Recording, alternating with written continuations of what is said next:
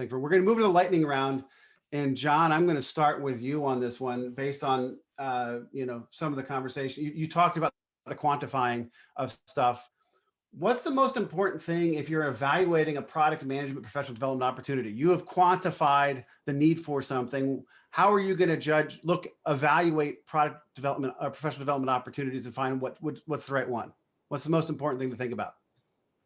Matching the problem that you have with the team at the time with the kind of solution that the development will offer. So once you've identified the quantification, now find a solution that's going to attack that one how do you choose between multiple things? What's going to be the one you think is going to have the best, most material impact? It ties back to which is the most, I guess, because I'm thinking back to the earlier parts we were talking about, like if it's a brand new team never done product management, you need to give them a framework. Yeah. And then you can choose any one framework that you like, probably the one you did, just because you'll have shared vocabulary with the people. Yep.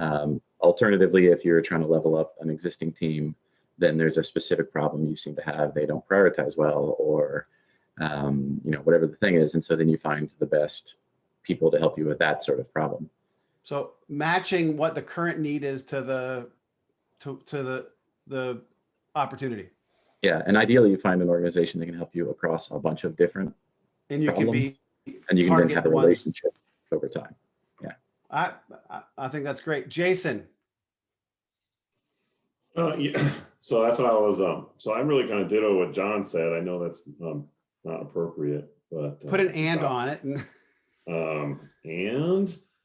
So I would also find anybody else who's taken those kind of training courses and given an evaluation, just talk to them to see what was the output. I mean, because with usually you want to know, when I do evaluating design companies or something like that, I want to know what the outputs are. What are the tools that they provide after everything's done?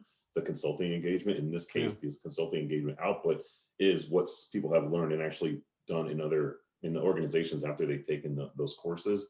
And so I think the most important thing is to talk to people who have taken these professional development training, whatever that is. Awesome. So make sure you fit it to the needs you currently have. Talk to people who've done it. Steve.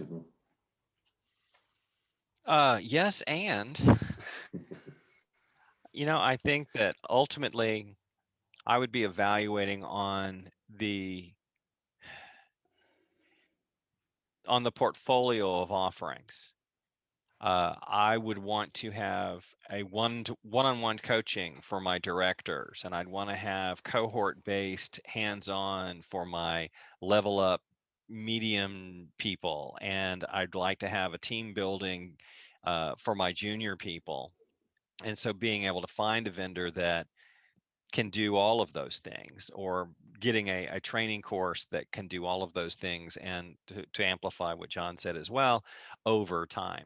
I think a lot of times, this is just the difference of project and product. What happens is we do these like a project. Mm-hmm. We do a transaction. We hire a firm. They come in, they show up, they throw up, and they leave. And that is the end of training. Transaction is done.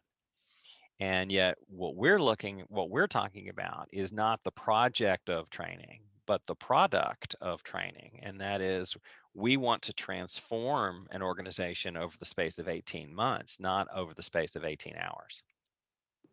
Continuous professional development versus continuous professional development. Indeed. And it's interesting. I was having a conversation with a VP of product. Go ahead. You zoned out. I was having a conversation. I think it's my computer. Yeah. I was having a conversation with somebody this week, and they said, "Are you sure you want to use the term professional development? Shouldn't you just say product management training? That's what people are searching for." And I'm like, "Yeah, but training is just a component of professional development. We need to be building out that full suite, and we need to your point, I never thought of that way, Steve, make it a product. It's a continuous thing. It's an ongoing thing. It's not a one-time project." Then that's how we get from one off to not. So if I'm going to say what's the important thing, I'm going to yes and with Steve and make sure that they've got flexibility. Not only do they have a diversity of stuff, but they got flexibility to pivot. We all have fires that come up, right? And how well can they pivot to say, "Oh, we thought we were going to work on prioritization, but all of a sudden this long range planning came up or this persona problem came up, how well can they pivot between the type of things that you need to give you the flexibility?